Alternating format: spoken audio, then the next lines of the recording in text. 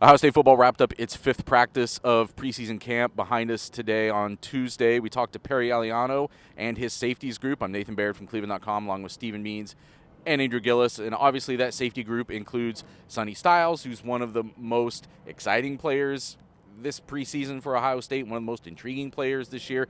Perry Eliano called him a unicorn. He's mostly talking about his versatility when he says that, but I think he's also talking about acumen and skill and physical ability and those things that are kind of quickly pushing Sonny Styles to be a big part of this defense. So, Andrew, you drove the bus for Sonny Styles on our one of our preseason podcasts, Mark It Down Monday.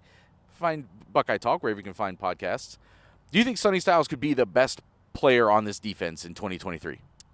Best is probably a stretch, I think. I think best is maybe taking that a little bit too far. Because, again, we still got to remember, like, this is a young kid. Like, this is not a kid who has been in this system for a few years. You're talking about a kid who reclassed. You're talking about a kid who hasn't started for Ohio State. You're talking about a kid who's going to go through a full rigor of a college season on the field for the first time. Like, I think in terms of expectations, maybe tone it back a little bit from that. But I think, obviously, you mentioned the unicorn, the comment that you heard from Eliano. Like, most versatile, certainly on the table, absolutely. I think that's almost I would feel really good by saying that's almost a lock. Like, you're going to be able to use him in a lot of different ways. So, best is too much for me. I think that's just putting too much expectations, especially with some of the other guys you got on this defense. Like, you've got other talented players at kind of every level that you could really kind of point to and say, oh, well, Tommy Eichenberg might have 125 tackles. Like, you can go through and say a bunch of different things. What if JT has 12 sacks this year? There's other guys that are going to make that really difficult. But in terms of what you're going to get from Sonny, I think maybe not most valuable, but maybe linchpin would be a good word for that. Like, the defense doesn't work without him. I think that's probably the best way to say that. Most essential defensive player, most integral defensive player. I mean, it's a subjective question, obviously, whether or not who is the best in any given year. But Sonny Styles asked today to kind of describe himself and like what his mindset is. He said, "I strive for greatness." That was a four-word sentence that he said today. And talking about, we've seen him in the nickel here early on. It sounds like that's where he's settling in as his main position in this safety alignment that they have. And he said the reason he likes it is because it allows him to make plays in a number of ways. There's a lot of things you can do from the nickel. So, Steven, when you start hearing things like that, do you think that is too high of a bar to set for a second-year guy, that he could emerge as the best player on this defense? No. Second-year 5 stars should be in that category. We should have that expectation. I think you need to drive your bus a little bit harder, dude, because I think I'm getting ready to do it for you. Let's go back a year ago and let's flip sides of the ball. There was a kid by the name of Marvin Harrison Jr., who we had heard about in the background, but he didn't do squat in 2021. And really the only reason he did anything in the Rose Bowl is because they were playing in the Rose Bowl, so their best receiver sat out the game.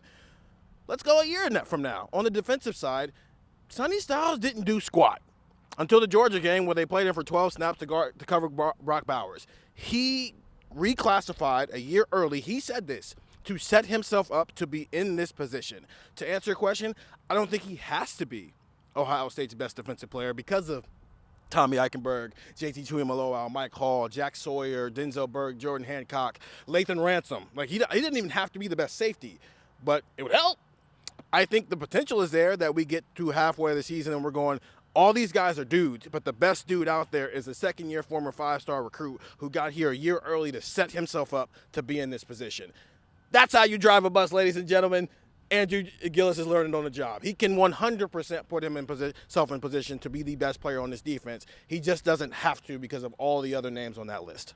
And obviously, as Andrew mentioned, Sonny Styles was not even supposed to be here last year. He reclassified so he could be here a year ahead of time and said today he thinks that decision has paid off, that's what's put him in position to be a big impact player this coming year. And best, again, it's such a subjective term. I think he could definitely be the guy that at the end of this year is the biggest revelation for outside people about this defense. People around the Big Ten, people on the national stage, if Ohio State is again in playoff contention, and you're talking about the best players on this defense, people are going to be like, who is this Sonny Styles guy? Because they probably heard of JT Tuimoloau, they might have heard of Tommy Eichenberg, Denzel Burke, other names. I think he's the one that's maybe going to open the most eyes over the course of this year, and I think there is a very high ceiling, not just for what he's going to be next year, but for what he could be this year. We're going to see more as preseason camp goes along, though, so follow along, get the text 614 350-3315 for daily intel, what we're hearing, what we're seeing from Buckeye Talk.